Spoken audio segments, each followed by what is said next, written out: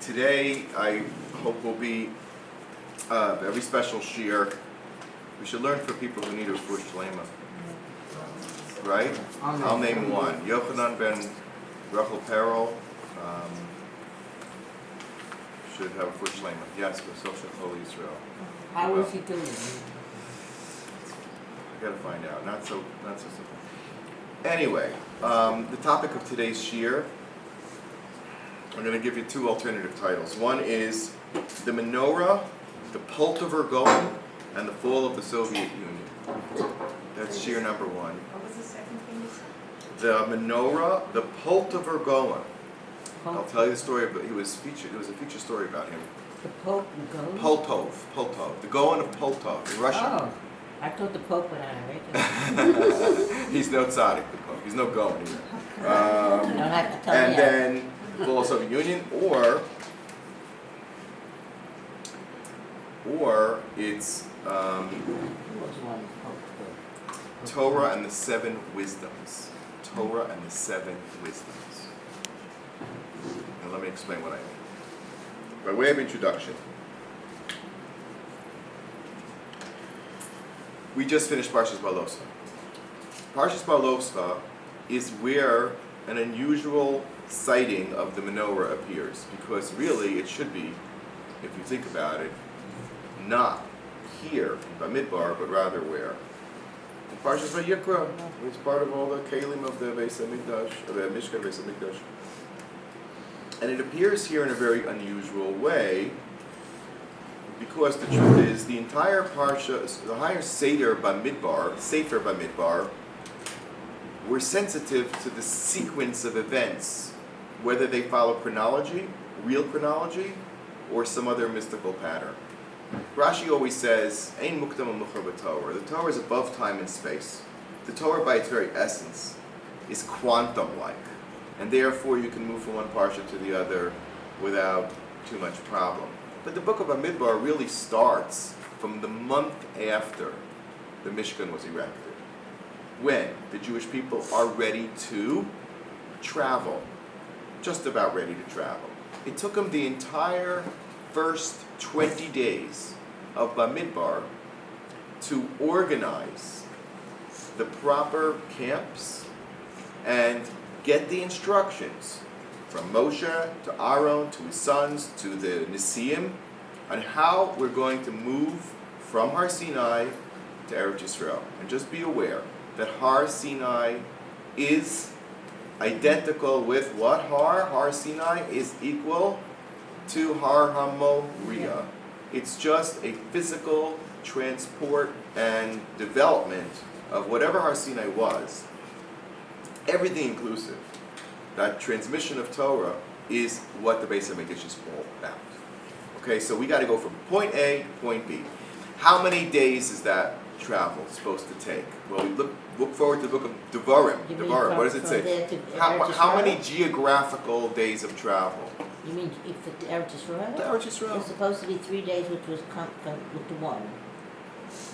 You're speaking about something else. I'm talking about from Chorev to Eretz Yisrael. What does it say in the beginning of Devarim? It was 11 days. That's correct. Achad Asar Yom Chorev, when Moses stood on the plains of Moab. I got it. I always like those cities in America that are named after biblical ideas. Beula land. Anyway, all these biblical references. Moab. I think there's like a Moab, Kansas or something. So when Moshe was standing on the plains of Moab, looking directly at the entire Eretz Yisrael, the Beis Hamikdash, and everything in between, and everything from right to left, north and south, he could have gotten there in 11 days. 11 days of distance. Now, when the Jewish people began to travel, let's look at the chronology here. The Jews were told how to travel, that it would be only through what signal? The cloud. And we had it also in Parsha. The cloud would what? Would fold itself up.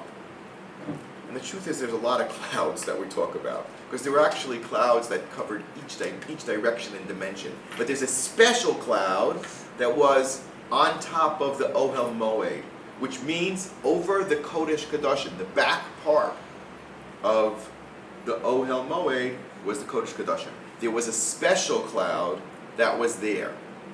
That was the cloud that when it was down, Moshe could not enter and hear the Torah from the Kruvim, right? When it was up, then Moshe could enter. And when it started to move, they had to break camp. What happened to that cloud when they were moving? So, and there were all these clouds in front of them, right? So that cloud, says Say Chazal, condensed itself into the form of a beam. Now when you walk with a beam, you're basically smashing forward, like a battering ram. And moved from over the Mishkan, which by the way traveled. Where did the Mishkan travel? The actual Mishkan, where did it travel? Who was first, second, and third? What was the order of marching? The first thing? Yehuda. No. Yehuda was it. Yehuda went first with Yisachar and Zevulun, and then came the Levium and the actual Mishkan, and then after that came Reuven and his Degel. Except for one thing.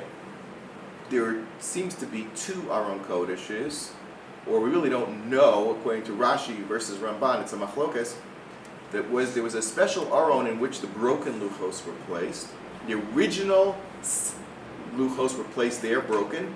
Moshe carried it up to Har Sinai when he was receiving the second luchos, which were also in there temporarily until they were placed into the actual Aron Kodesh, the golden Aron Kodesh. This might have been just a simple box. It might have been just made out of wood. Probably was. This is the one that took the This one traveled ahead of Klal Yisrael 3 days worth of travel, which is strange. Because what do you need to be so far ahead? And by the way, if you have the Shechina battering ram right over Yehuda and covered from all sides, right, with protection, then what did they need that Aron Kodesh to go ahead? They would just like as they would go, it should just pave the way for them. And we know that the advance of the Aron was for what purpose? What did it do? It did the following. It leveled the land so that if there were hills and valleys, it made it into a straight path, like a bowling alley. And then, afterwards, what would happen is that it created an environment where there were no snakes, listen carefully, no snakes and no scorpions. like in Medicines. Yerushalayim. Like in Yerushalayim. Very good. You're What did she say? one step ahead of everybody. Okay. The purpose of that original Aron is to clear away snakes and scorpions. Now, so let's just understand that question number 1 is going to be as follows. How many days did it take from when they got the instructions until they actually started out? Well, Rosh Chodesh Nisan, the Mishkan goes up. They can't go anywhere without the Mishkan. So the Mishkan is up on the first Rosh Chodesh Nisan, 2 weeks before Pesach. When did they break camp? On the 20th of Iyar. How many days is that? 50. Exactly 50 days. Oh, you mean like the 49 to 50 of this? That was like Shiur. 50th day. No, 50th day from Rosh Chodesh Nisan, right? It's not Shiur. Right, it's before Shavuos. It's Shavuos. before Shavuos. But it's the 50th day it's the 50th day of the Mishkan's established existence. Although it was put up temporarily by Moshe for that first week, that first Yumei HaMiluim, it's called. So why 50 days? Number 1. Number 2, it says that they traveled 3 days, and then all the great stuff of the first 11 chapters of Bamidbar starts to break apart. Up until then, everything is hunky-dory, beautiful. Vayibin So'aron, Vayomer Moshe, blah, blah, blah, everything is great. And all of a sudden, they start going for a walk. Now, it says 3 days. Rashi is very clear to say it was not 3 days of travel. It was 3 days of distance that was covered in 24 hours or 12 hours, however long they came. which is also curious. You said the other, you got left 3 days ahead of them, so that left 3 days earlier than Well, them? my theory is when it says that the Aron is 3 days ahead of them, it means in distance. I'm not But it's really, according to extending Rashi, it's 1 day ahead, which makes a lot more sense. What's it doing 3 days ahead? It's 3 days because they were going to cover 3 days every day, which means that they would have gotten into Eretz Yisrael in how many days? 11 divided by From the 20th of ER, they would cover 3 days worth. Remember, we're only going 11 days. That's right. So how many days do you need if you travel? 4. You need 4 days. So Chaf Daled ER 21, 22, 23. No, 20, 21, 22, and 23. On the 23rd day of ER, what was supposed to happen? The Mishkan would enter Eretz Yisrael. Problem is, we never got past the first day. Isn't that funny about the Jewish people? We always, we can't even agree on 1 day. Okay, we can't make it through 1 day without problems. Baruch Hashem. Baruch Hashem. What happened on that day? People complained. If you look in Rashi, and I'm not going into the details of Rashi, but look at the Rashi, because there's too much to talk about, unfortunately. Rashi says that they complained the following complaint. You schlepped us on the road for 3 days without a stop. Maybe I shouldn't go Rashi. Because it's a big problem, that Rashi. Yeah, because in our region we we never heard them complain about travel. Well, yeah, and they've been moving around quite a bit since it's a year. But you never heard Plus. them say that they're tired of traveling. I said the other things were articulated, meat and everything. And so what happens here? Okay, so it says like this: Vayisu mihar Hashem. This is Perek Yud Pasuk Lamed Gimel. Derech Shloshes Yamim, a 3-day journey. Right? Ve'aron bris Adonai nosea lifnehem derech Shloshes Yamim. Well, those Shloshes Yamim is probably parallel. That's what we just said earlier.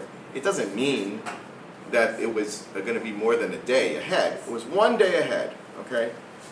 Lasur lahem minucha, to make everything smooth. The road was paved. The dangerous nechashim and akravim were exterminated. Okay, says Rashi. And then we go into Hebrew. But people started to complain. And what did they say? Vayiyam kimisaynin imra. Ein am, says Rashi, el Rishayim. These were the Rishayim. What do they complain? They were looking to make a problem. So what did they say that was so bad?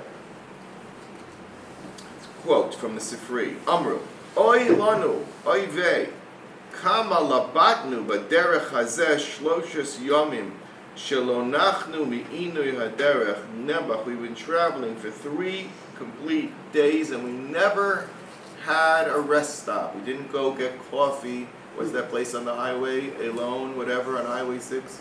Or in the Catskills, Sloatsburg. What happened to Sloatsburg? It says a sign there, Daven Mincha. We gotta stop, we gotta Daven Mincha. Hold on 1 second, aren't you jumping on me to ask me a question? What's the question? Did they actually travel for 3 days? No, just 1 day. So what are they complaining? Traveling for 3 days. What is Sifri talking I about? just felt Well, that. the distance was 3 days, but they did it 1 day, so it means they went even faster maybe than one would normally go in. They didn't like how fast they were traveling. That was the problem. Were they running? Slow down. Oh, I don't know if it's that. Some people might suggest that, but I suggested that they don't want to get to Eretz Yisrael so fast. Like, slow down, Moshe. What are you doing? We're going to be in Eretz Yisrael in 4 days. Wait a minute. We thought we had at least 2 weeks. Slow, you never know what can happen. Did it take In 2 or them 3 like days, a an lot's can happen, but what? Did it move in like an elevator? Or did they actually walk? That's a good question. They're a midrashim. I think it was part this and part that. The Aron was definitely just like one of those things in the airport that took you straight. But I don't know about everybody else. But they were seemingly complaining they're walking in the desert. Their complaint was appropriate to Hashem's response. Hashem made an appropriate response. He got angry with them. Why did Hashem get so angry with them? Never. Why are you so angry with them? Hashem says, I did it l'tovascha. I wanted to speed you to Eretz Yisrael, and you don't want. The whole story of the book of Bamidbar, as we go downhill from here, is you don't want.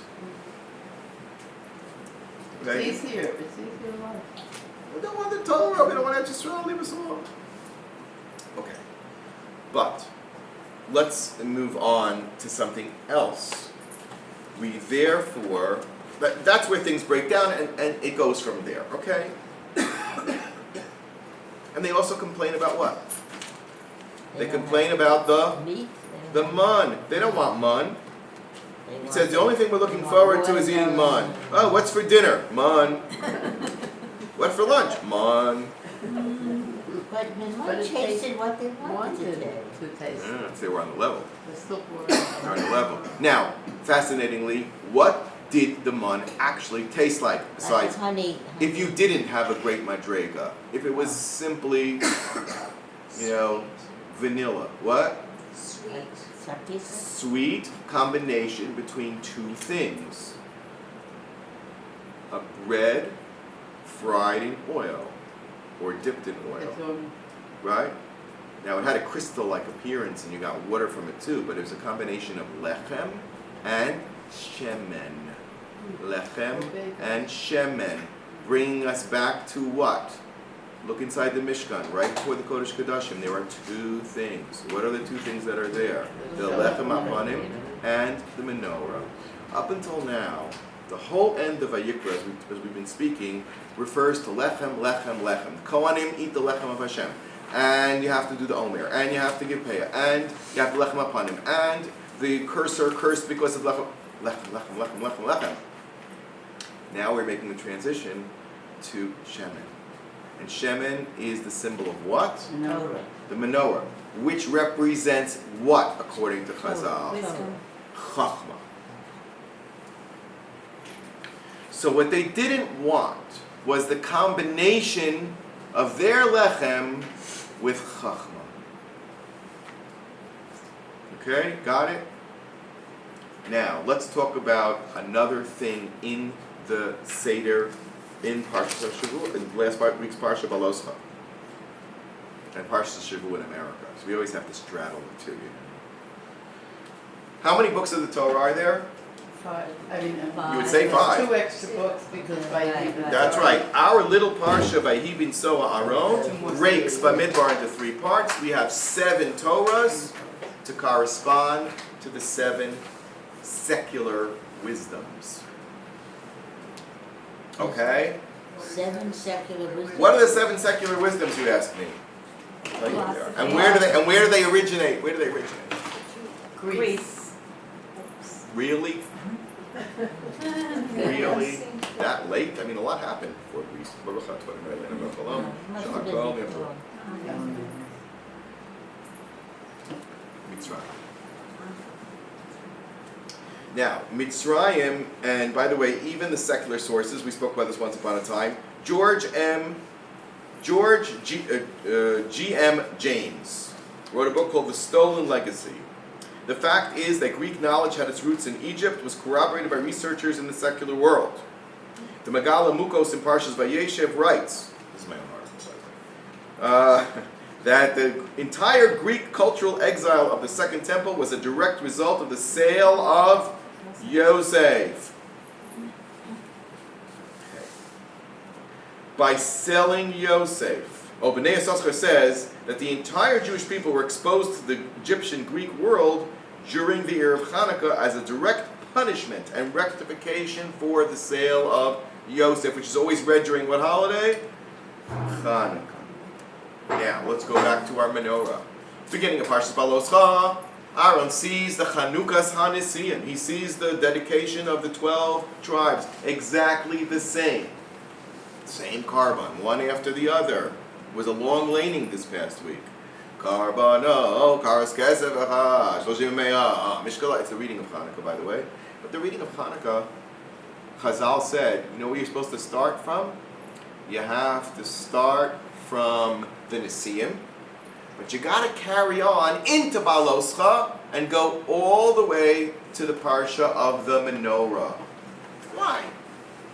Why is there a connection between the Nisim and the Menora? It's the same. The answer is Chazal make an overt connection between the two. Rashi says, Aaron saw the Nisim bringing the karbanos, right? How did he feel about it? Left out, separated. Like who? Like Yosef from his brothers. And he said, you know what? What's my job here? 1 second.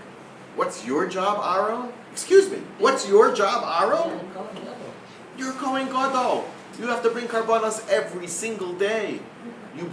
You're the pinnacle. You go into the Kodesh Kodashim. You bring that Siri Sa'efa, which is that basic chinuch, that renewal of life, energy, and all things related to the Shefa of HaKadosh Baruch Hu. You give Birkas, Kohanim. What is your problem? I'm upset. We have to discuss this. I mean, come on. We should have been part of this. What? What is Aaron's issue? And so Hashem says to him, you know what? Don't worry about it. You're gonna clean out the menorah every day. So the Rebbe, the Piazetz and the Rebbe here, who is a real tzaddik, takes out the garbage himself. I mean, it's one of the crazy things. He insists on sweeping the floors, and like real tzaddikim. So he passed me this morning. I was putting on tefillin, and he was carrying out the garbage, and he says to me, "You know what? Even cleaning out the candles in the Beis Hamikdash is a holy work." That's what he was doing. He was taking out the garbage. Aaron was told by Hashem, "You're going to have a real covenant. You're going to take out the garbage."